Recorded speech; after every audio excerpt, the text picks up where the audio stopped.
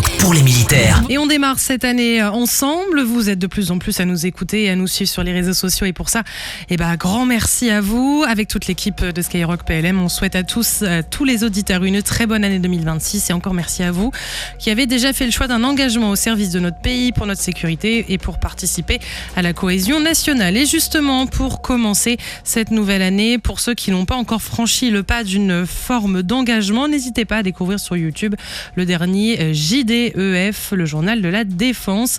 Il fait notamment découvrir le dispositif volontaire découvert de l'armée de terre avec une immersion du 1er régiment de tirailleurs d'Épinal. Un dispositif qui peut déboucher notamment sur une participation opérationnelle en étant déployé au sein de l'opération Sentinelle.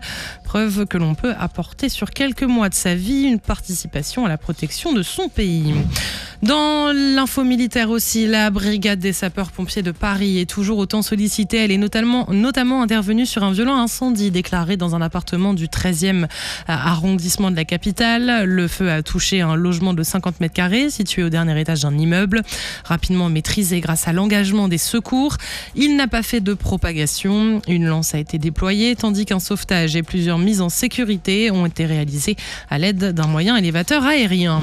D'un secours à l'autre, tout aussi spectaculaire, réalisé cette fois sur l'île de la Réunion par le peloton de gendarmerie de haute montagne.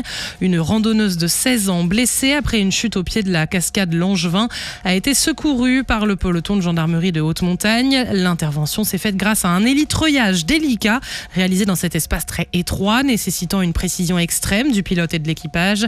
Un secouriste a d'abord été déposé auprès de la victime afin de la médicaliser avant son évacuation.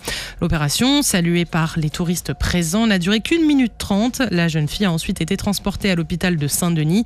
Chaque année, le PGHM de la Réunion réalise près de 800 interventions dans de nombreuses zones escarpées de l'île.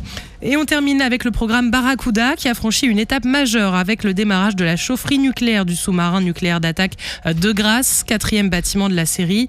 Cette phase clé, appelée Divergence, marque la première réaction nucléaire maîtrisée du réacteur de propulsion, réalisée à Cherbourg par Naval Group et Technic Atome sous la responsabilité du commissariat à l'énergie atomique et aux énergies alternatives.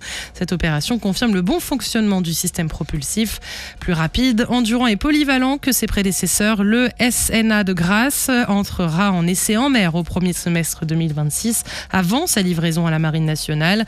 Il renforcera les capacités de dissuasion, de projection et de frappe longue distance de la France. Sur terre, sur mer, comme dans les airs. Skyrock PLM, en équipe avec Uneo, la mutuelle des forces armées.